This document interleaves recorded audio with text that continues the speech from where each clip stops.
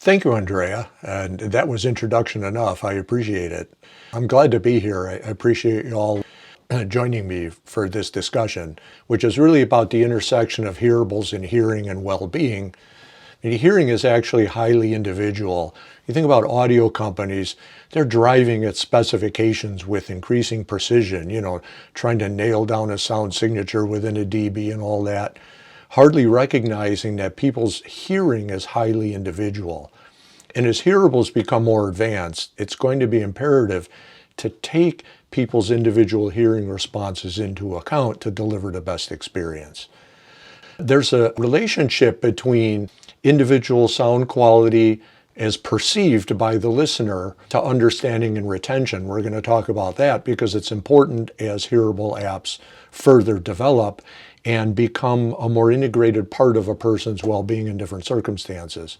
We'll also talk about the relationship of sound in the environment to hearing loss risk and how hearables can mitigate the risk, and also some tips on how to maximize individuals' ability to hear and understand interactions with hearables while at the same time listening safely. Now, I want to start going back to very basics, which is how people, we're talking about people with nominal hearing now, how people perceive sound. This work actually goes back to the 30s, and in it, these two people, Fletcher and Munson, they did perceptual tests how people perceive the loudness of sounds. And so what they did was they started out, they would play a tone at 1 kilohertz, and then they would play a tone at different frequencies and ask people to dial the volume until the perceived loudness was the same. And they started here at the bottom at the threshold of hearing. So this is where a person could just hear the 1 kilohertz sound. And so you can see if the 1 kilohertz sound was barely audible, when you played a sound at 100 hertz, they would have to turn it up 40 dB louder in order to just barely perceive that sound. And the same thing on the treble. And you can see as the bass sound at 1 kilohertz was louder, things started to flatten out. Now the treble always goes zooming up at the end. I mean, we're not bats. I mean, there's a limit to our hearing. People say ideally 20 kilohertz, but how loud it has to be before you perceive the same loudness really goes zooming up at the top of that range. But you see here when you're playing at lower volumes, you need a lot more bass for the bass to be perceived as being the same loudness. But when you're listening at 80 or 90, it's very, very flat actually. And so people tend to actually listen at this volume level, say 80 or higher, the sound quality is better. And also people mixing music will mix at this sound level as well. But you can see how if you're listening at lower volumes, you're not going to get the full range of the sounds you're listening to. It's going to sound very mid-range centric. Now, I don't know if any of you remember old stereo gear used to have a loudness button. And what the loudness button would do is simply tip up the ends. So if you were listening at quiet volumes, you could press the loudness button, it would bring up the bass and bring up the treble so the sound sounded natural. But this is an important implication for hearables. If you are using an app in which you want to listen at moderate volumes, you're not going to get the full sound signature unless you account for this. Now, those hearing thresholds, right, the bottom of that curve showed where people barely perceive the sound. This is based on much newer work, actually done at the Hugh Knowles Research Center at Northwestern University, to measure hearing responses of people as they age. And so this, if you look at the younger people, virtually the same until 35 years of age, this follows the Fletcher-Munson curve. So even, since the 1930s, this was done late 2010s, if I remember right, the curve is still true. But what happens is, as people age, their treble response gets worse. So if you take a younger person down here, this is their threshold at, say, 12 kilohertz, where they can just start to hear the sound. And once that person gets into their 60s, you see it jumps all the way up to here. So a person's treble response is really falling off with age. That's just a natural part about being on this planet. There's really nothing to do about it. Now, some people, their ears will age a little bit slower and some will age a little bit faster. Now, this is not including any other audiological reason, just aging. Now, the problem with this response in aging is that when people listen, if they don't hear the full response, they tend to turn it up. It's a self-rewarding. If you're missing some of that treble and you turn the volume up a little higher, you will get the treble back, because at higher listening volumes, you'll put the actual treble above the hearing threshold and the music will sound good again. But you can get into a vicious cycle where you actually are increasing the volume and increasing the volume and increasing the volume. Of course, this is something that's happened slowly over time, but the cycle is still there. Now, I'm going to turn that graph around. This is the way audiologists look at it.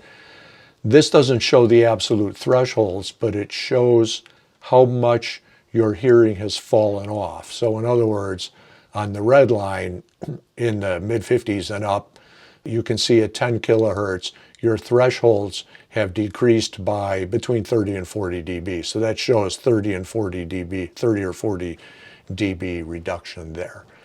Now, the thing to know about this is that you don't actually try to EQ for this entire hearing loss. You just simply want to get the sound back up above the threshold again. So for example, if you take a person on the purple line, even here, that's somewhere between 12 and 15 kilohertz, you don't want to boost it by 40 dB. If you're listening at, say, 80, that would put that range at 120, which would be crazy.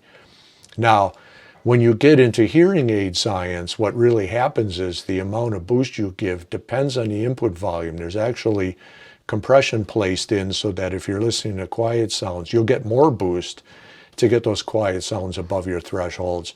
And when it's loud, you'll get less boost because they're already closer to the thresholds. And the thing that's really, really good about modern hearing aids is they may have 10 or 20 different frequency bands, and they can run individual compression on each one of them. And so that's what actually happens. Now, that's a little much for hearable devices, but it's important to understand how this works. And I'm going to show you in practice what kind of boost we're actually talking about. And I'm going to use as the basis to do that a study that my recently former employer Knowles had done. The basis of this study, which I won't go into detail because I'm only using it as an example, was to try and determine what music listeners actually preferred for an earphone listening response. There was earlier work done by several people. Harman is probably the most famous, in which they did blind listening tests in order to find out what people preferred, absent any messaging about branding or anything else, just what did they prefer. And they arrived at that black curve. But this was done earlier when measurement couplers could only extend accurately to about 10 kilohertz. And if you read the original studies, they actually stop at 10 kilohertz. But in the curve they published, they actually show the treble just falling off like a stone after 10 kilohertz, but they didn't really study this. And so the focus of the Knowles analysis was to see what people preferred up here. And if you're interested in the details of this study, how the double-blind listening studies were accomplished and all that, there's both a white paper and a video presented to the AES local Chicago chapter that goes through it in details. But I bring this up because as part of the study, they also looked at people's preferences as a function of age-related hearing loss. And so this is the result. What they did was, Knowles has an audiometer that goes up to 20 kilohertz, and all the study subjects had their hearing measured and then did the preference studies. And the results of the study were put into buckets. The buckets weren't based on their absolute age. It was based on, if you will, their hearing age. So some people heard better than their age and some people heard worse than their age. They went into the age bucket based on hearing ability and not calendar age. And what it shows is that this is the baseline, which is this green line over here for people with nominal hearing. And for each 10 years of apparent hearing age, they preferred 3 dB more treble. So you see that here, baseline 3, 6, and 9. And so again, you didn't have to put full boost in, you just had to get it above the threshold. And I'll show this in terms of the thresholds. So here's the same results put against the hearing thresholds. And the tests were done at 80 decibels. And so now you can see in terms of the hearing threshold, when you added 3 dB for each 10 years of hearing age, what you really did was push the treble above the thresholds in this range. Now there's no attempt to get way up here. In fact, without remembering exactly what this study showed, I think they topped it out here. In other words, they weren't going to go blasting really dangerous sound levels to try and find the thresholds way up here. And nor was there any attempt here to really drive at the very top end of the audio range, because you just didn't want to push such high volume levels. But even getting for a person, say, who is 60 with typical age-related hearing loss, that 9 extra dB put much more of the treble above the threshold so they would hear better. And the music sounded better. Now, when you think about this, it's only age-related hearing loss we're talking about. So now let's look at noise-induced hearing loss. And noise-induced hearing loss is excessive noise is the most common reason for hearing loss outside of aging. There are other different reasons too, of course, but this is far and away the most common. And this is the sort of thing you see. Okay, so this is an example of an ear with fairly severe noise-induced hearing loss. That's actually one of my ears, which in itself is a poster slide for listening to your music safely over time, because that's my story.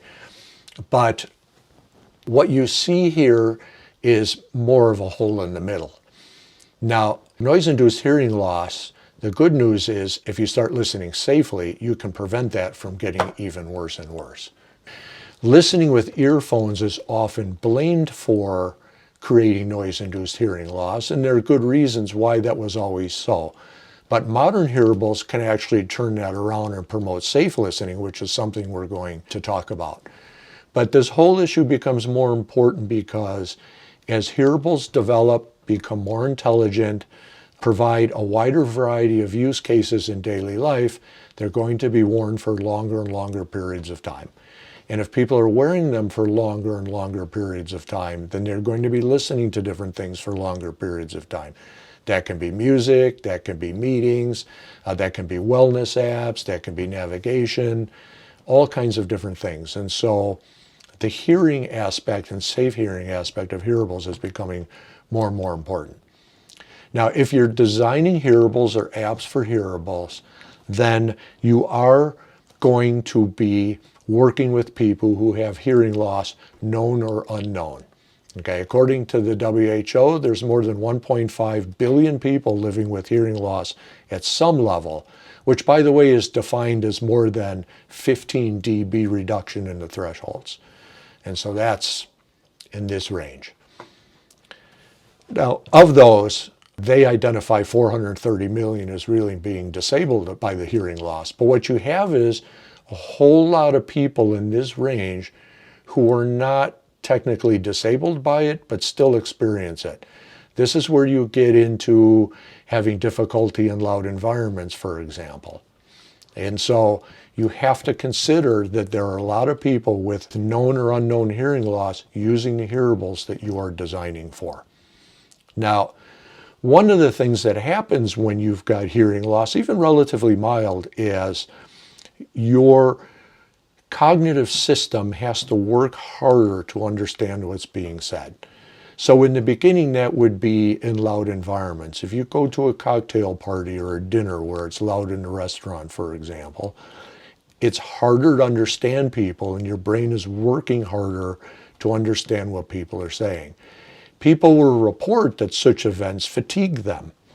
Now, it's difficult to measure the relationship between hearing loss and fatigue. There's a lot of studies out there attempting it, but fatigue is subjective. I did see some studies that are trying to create objective measures of fatigue by measuring brain signals, pupil dilation, and so on. But it seems difficult to do, at least in the research that I did in preparation for this and for other things.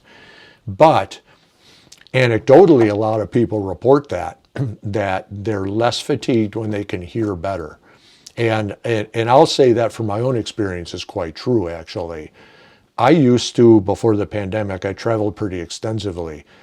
And in the time period before I got my hearing aids, I would go, for example, on a 10-day or 2-week trip to China, and we would just go full blast, meetings all day, and dinner with somebody at night. And because I don't speak Chinese, a lot of people would try and speak English with varying levels of proficiency in different accents. And after those trips, I was washed up. It was go, go, go, but at the end I was really tired. I had no idea it would be the case, but the first time I did a trip after getting treated for my hearing loss, I felt a lot better. And many other people report that too. And so this is something to think about also, people using hearables for a long time. You don't want hearable use to be fatiguing, even, for example, in a day full of internet meetings. If they're using hearable devices for internet meetings, they will be at their best if they can hear at their best. Now, as I said, fatigue is hard to measure, but there are other more objective measures. And I'll show here a study that was done relating delayed recall to hearing loss. Now, they used the Hopkins Verbal Learning Test and took an equal number of people with nominal hearing and with hearing loss. And what they did was they ran the test. They ran it both visually and audibly. They ran the visual test as a control, and whether a person had hearing loss or did not have hearing loss, they got about the same score. But when they did it audibly, and this is learning a list of words and then attempting to recall them 20 or 25 minutes later, the people with hearing loss did noticeably worse on the recall test. Now, they actually did an interesting thing. They reversed it. And so when playing the words, they corrected for that hearing loss. So those people were hearing nominally, and the people with nominal hearing, they were actually given artificially created hearing loss just by the mix. And the results were just completely flipped around. The people with hearing loss, when their hearing loss was corrected, scored well. And the people without hearing loss, when hearing loss was artificially induced, scored poorly. And so here you can actually see that having hearing loss impedes recall of spoken words. And the implications, of course, is if you're having an internet meeting and you're not hearing at your best, your ability to remember, retain, and learn from that meeting or discussion or webinar is going to be reduced. And of course, if you're running a training app or a wellness app, any of those things, if you're not hearing at your best, the positive outcomes that one would expect from those apps could be reduced. Now, let's talk a little bit about noise-induced hearing loss in the context of using hearable devices. And again, I'll kind of go to some basics by showing this chart. This is from NIOSH, a US organization, and it's considered the gold standard for safe listening levels. And so you can see listening levels and safe listening time. So people often talk about 85, because if you listen at 85, you've got 8 hours worth. And assuming you don't listen to music for more than 8 hours at a time, listening at 85 would be considered perfectly safe. But this is cumulative dose. So if you, for example, listen at 90 plus dB for a couple of hours, which a lot of people do and worse, then you've already hit your dosage limit, and all the other things you do during the day are going to cause you to exceed your dosage limit, and over time, noise-induced hearing loss will be the result. Now, a lot of earphones max out in this range, and so you can see if you listen up there with the volume near max, you're really in a dangerous place. Now, as wear times go up, again, if you're doing a day full of internet meetings and you've got it at 85 and then you listen to music in the evening to relax, you can get over your dose again. And I'll go back to the WHO one more time, because in their assessment, over 1 billion young adults are listening too loud. And so this is a serious issue. And again, it becomes a serious issue as hearable devices are used for longer periods of time. So let me talk about 3 things that people designing hearables can do to promote safe listening and help people listen at their best. It really means giving people better sound for more people at lower volumes. The first one is thinking about the environment in which people will wear their hearables. If you're talking about an all-day device, they're going to be wearing them in quiet environments. They're going to be wearing them in loud environments. It amazes me that even today, people will write reviews of earphones talking about how you can drown out noises, that they are loud enough to drown out noises. Now, why is that a problem? There were a couple of studies that show that people typically listen 13 dB above the noise level. And that makes a lot of sense. If you want to hear your music when it's noisy, you've got to get the music above the noise really to hear it.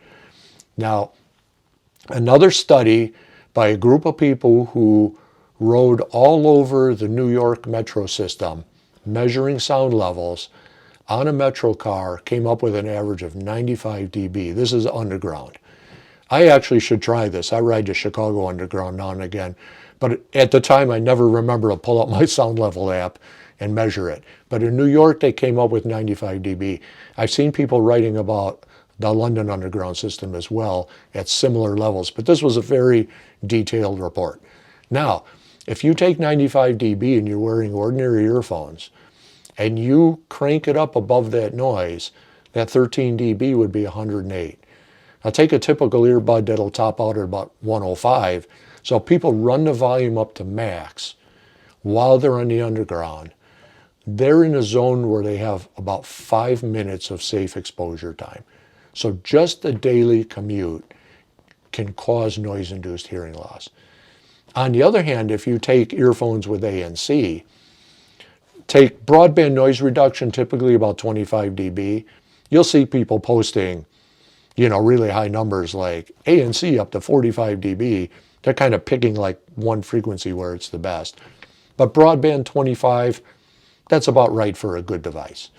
So if you reduce the sound of the underground by 25 dB, and then add the 13 for what people will typically do, now you're listening at 83, which gives you more than 8 hours of listening time.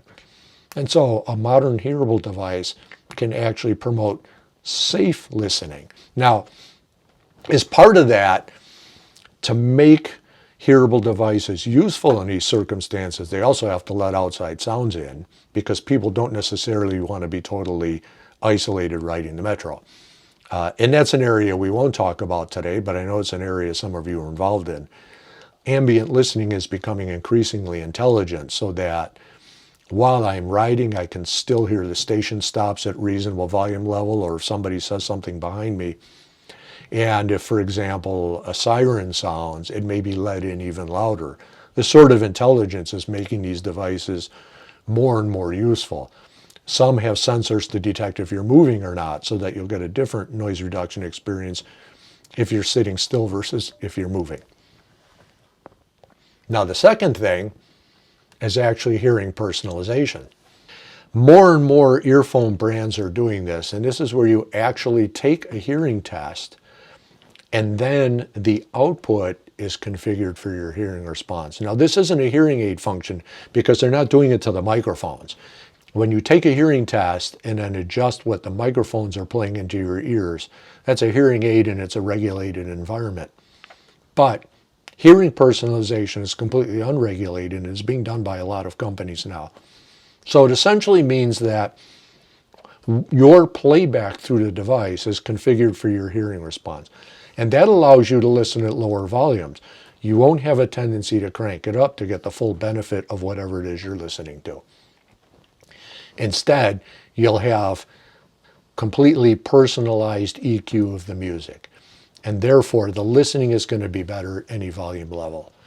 Now, the third one that, as I mentioned before, is being done by hearing aids and has been done by hearing aids for a long time, is now coming to hearable devices. And that's essentially the loudness button. So far, the only one that I have seen doing it is Yamaha. But they're not doing it with a button. They're doing it based on listening level. So they actually took those Fletcher-Munson curves, or one of the more modern variations of them, and they've programmed them into the earbuds.